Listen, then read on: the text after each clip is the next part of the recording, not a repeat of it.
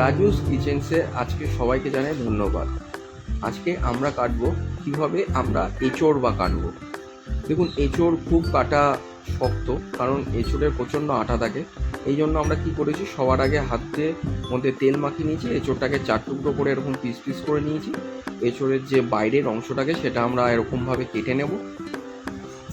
আপনি পুরো ভিডিওটা দেখবেন, তাহলে আপনি পুরো বুঝতে পারবেন যে আমরা এঁচোড়গুলোকে কীভাবে কেটে নিয়েছি। এবং এঁচোড়ের সব থেকে মেন হলো আঠা। আমরা একটা বাজার থেকে একটা কচি এঁচোড় এনেছি, যার ফলে আটাটা খুবই কম আর এঁচোড়টাও খুব ভালো। দেখতেই পাচ্ছেন আমরা বুকের অংশটা অনেকটা বাদ দিয়ে ফেলে দিয়েছি, দানা অংশটা বেশি করে বাদ দিয়ে দেখতেই পাচ্ছেন দানাটা পুরোটা ফেলে দিয়েছি। আমরা ওই অংশটা আমরা খাবো না। এই দেখুন, আমরা এঁচোড়টা এভাবে পিস পিস করে কেটে নিচ্ছি।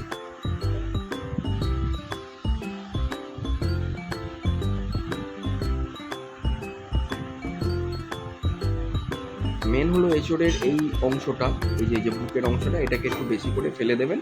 তাহলে কি হবে, আপনার এই অংশটাকে একটু বেশি করে ফেলে দিতে হবে আপনাকে। তাহলে কি হবে, এঁচোড়টা আমাদের কষ লাগবে না বা এঁচোড়টা শক্ত হবে না, এঁচোড়টা খুব নরম হবে এবং খেতেও সুস্বাদু হবে। চেষ্টা করবেন বাইরে থেকে একটা যতটা সম্ভব একটা কচি দেখে এঁচোড় আনতে। খুব কচিও না আর খুব মানে পাকা এঁচোড়ও না, যাতে প্রচণ্ড দানা থাকে, এরকম নর্মাল একটা এঁচোড় দেখে আনবেন। তাহলে এঁচোড়টা কাটতেও সুবিধা হয় এবং খেতেও রান্না করলে ভালো হয়। আমরা এঁচোড়টা আপনাদের দেখিয়ে দিচ্ছি যে কীভাবে এটা কাটবেন, এবং এরপরে আমরা এটা দেখাবো যে আজকের নতুন মেনু আমরা করবো, যেটা হলো এঁচোড় দিয়ে চিংড়ি এবং আলু দিয়ে।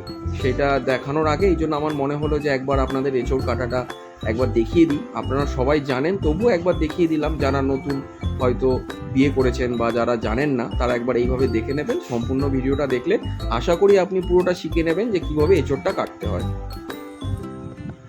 দেখুন, একটা পাত্রের মধ্যে আমরা এঁচোড়টা কেটেছি। পরে এগুলোকে আমরা ভালোভাবে নুন দিয়ে গরম জলে এটা আমরা সেদ্ধ করে নিয়ে তারপরে আমরা এঁচোড়টা রান্না করব। আমরা এঁচোড়টা যখন সেদ্ধ করে থাকি তখন এঁচোড়ে একটা কালো কালো জল বেরোয়, ওগুলো কষ, কিছু ভয় পাবেন না। দেখুন কত সুন্দর হয়েছে এঁচোড়টা। দেখুন কতটা এঁচোড় ছিল, আজ এখন এঁচোড় ছাড়িয়ে এত টাকা।